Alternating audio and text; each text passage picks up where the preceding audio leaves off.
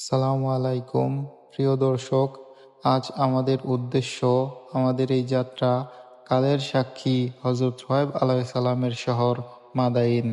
হযরত শুআয়ব আলাইহিসসালামের কওম যেখানে বসবাস করত সেটি ছিল একটি পাহাড়ি উপত্যকা, চারদিকে পাহাড় পর্বত, মাঝখানে সমতল মরুভূমি।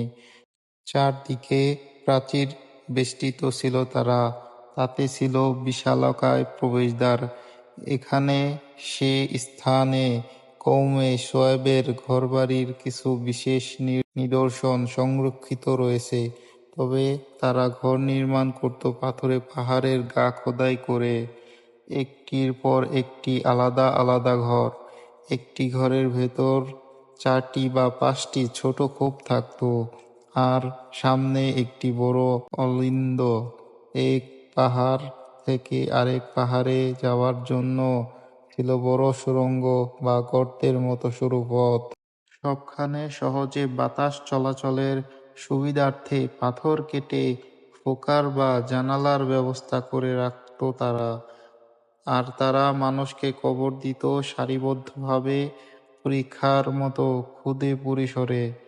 এক একটি পরীক্ষায় এক একজন মানুষ শুতে পারত।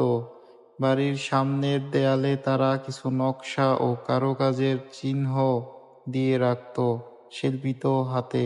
আজও কালের সাক্ষী হয়ে আছে যেসব চিত্রকর্ম। হযরত শুআয়ব আলাইহিসসালামকে তার চমৎকার বগ্মিতার কারণে খতিবুল আম্বিয়া বলা হয়। এছাড়াও তিনি তাদের নানান সংযম, সহনশীলতা ও মমতার সঙ্গে সব বুঝিয়েছেন, কিন্তু বিনিময়ে কেবল উপহাস পরিহাসই পেয়েছেন।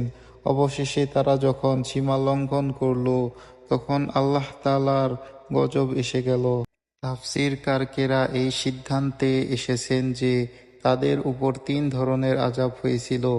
1. ঘন মেঘমালা থেকে অগ্নিবৃষ্টি বর্ষিত হয়েছিল। 2. এরপর প্রচণ্ড শব্দ শোনা যায়। 3. সর্বশেষ ভূমিকম্প হয়।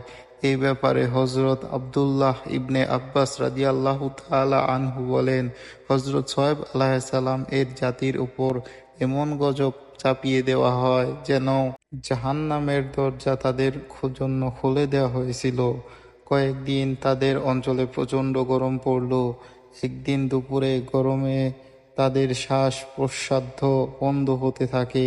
তখন ছায়া ও পানি কোথাও তাদের স্বস্তি ছিল না। অসহ্য গরমে অতিষ্ঠ হয়ে তাদের কেউ নিজেদের ভূগর্ভস্থ কক্ষে, কেউ জঙ্গলে আশ্রয় নিল, কিন্তু দেখতে পেল সেখানে আরো গরম। কাছের একটা মাদায়েনের উপর গাঢ় মেঘমালা দেখা দিল।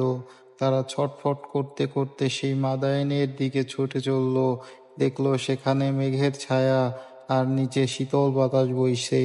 সবাই গরমে স্থির হয়ে মেঘের নিচে আশ্রয় নিল, কিন্তু সেটি যে বিধ্বংসী মেঘ ছিল তারা তা জানত না। তারা বলতে লাগলো, এই মেঘ থেকে আমাদের উপর বৃষ্টি বর্ষিত হবে। কিন্তু আল্লাহর আদেশ এলো এবং সীমা লঙ্ঘনকারীদের মহাগর্জন আঘাত করল। সঙ্গে ঘন কালো মেঘ আগুনে রূপান্তরিত হয়ে তাদের উপর বর্ষিত হলো। আর নিচের দিকে শুরু হলো প্রচণ্ড ভূমিকম্প।